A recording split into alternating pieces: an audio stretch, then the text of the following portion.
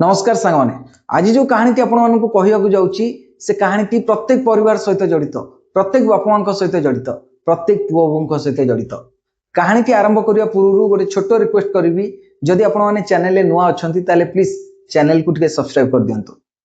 ये कहानी हूँ नटवर बाबूंकर। नटवर बाबू जड़े सरकारी कर्मचारी थे। सारा जीवन पिला भल पढ़ाई लगिगले भल मनीष करने लगले भाभी चाकरी रिटायर पर पुओ बों सह जीवन काटिबे भलरे किंतु समय बदली गला। नटवर बाबू को समय मिलानी। पुओ बो चाकरी रे व्यस्त हो गले।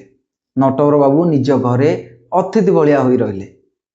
दिने हठात पुओ नटवर बाबू को पचारा कि बापा आमे दुहे बहुत व्यस्त आपन को समय दे पारुना तेणु मु गोटे भल बुद्ध आश्रम देखी जोंटी खाइबा रहिबा सोइबा सबू भल व्यवस्था अच्छी।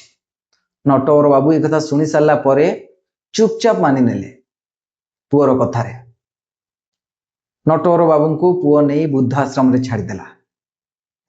नटवर बाबू बुद्धाश्रम तो रहिले सबु सुविधा पाइले किंतु मानवीय आपणापण पाई पाइले नाही।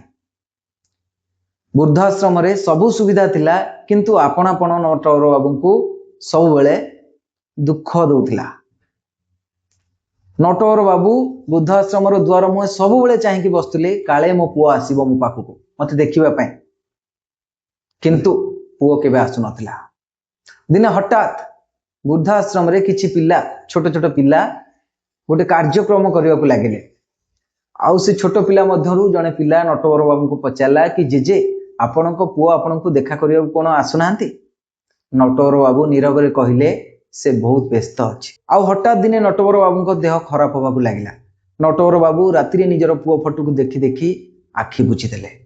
परदिन सकाळू जेतेबेले नटवर बाबू को पुओ खबर पाई बुद्ध आश्रम को आसिला नटवर बाबू ये दुनिया रे नथिले।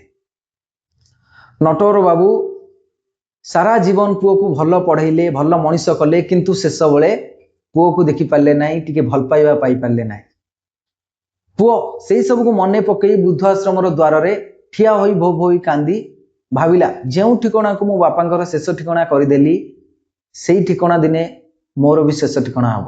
सांग मैंने मो कहबार कथा ला जो माँ तुमको 9 मास गर्भरे रखी दुख कष्ट सही छोटू बड़ करे से माँ जितेबाला बुढ़ी हो जाए सर्वप्रथमे ताकू नहीं वृद्धाश्रम रे छाड़ी दियंती।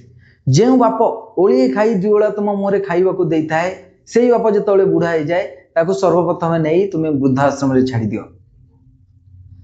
जदि तुम्हें सेई काम करूछ ताहले तुमे भी एटा मने रखि थाओ तुमर पिला छुआ जेतेबेले बड़ होई जिवे तुमर भी सेई परिस्थिति आसीबो तुमको भी सेमाने नेई वृद्धाश्रम रे छाड़ी देबे।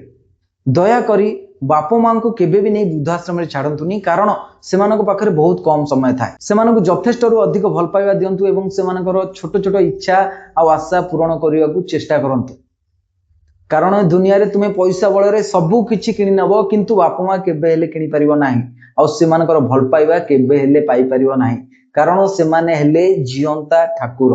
मु जानि नै वीडियोटी केते जण देखिबे किंतु ए वीडियो माध्यम रे मु गोटे छोटो रिक्वेस्ट करिवि कि जेउ माने भी बापा मां को नै कि बुद्ध आश्रम रे छाड़ी दउचंती सेमानकु मोर विनम्र अनुरोध कि बापा मां को केबे हेले बुद्ध आश्रम रे नै छाड़ी दियंतुनी कारण आज जो कर्म तुमे करूचो आज तुम तुम बापा मां को लेकिन वृद्धाश्रम रे छाड़ी दउचो ए शिक्षा तुमर पिला माने मध्य पाउचंती। जेतेबेले तुमे वृद्ध होई जीवो तुमको मध्य नहीं तुम पिला छुआ वृद्धाश्रम रे छाड़ी देबे काहेकि ना निज पिला जेतेबेले वृद्धाश्रम रे नहीं छाड़ी दिए निज बापा मां को सेतेबेले से बुझी पारे नाही भल पाइबार माने कोन दुखर माने कोन सेतेबेले बापा मां बुझी पारंती। मु गोटे पिला को छोटू बड़ कली सबु किछि त्याग कली किंतु शेष रे मो शेष समय रे से माने मो साथ दबा अपेक्षा मते निज ठारू दूरे दउचंती सेटा सबुठारू बहुत दुखद कथा। जदि वीडियोटी भल लागि थाए ताले दिल गोटे लाइक करिवे।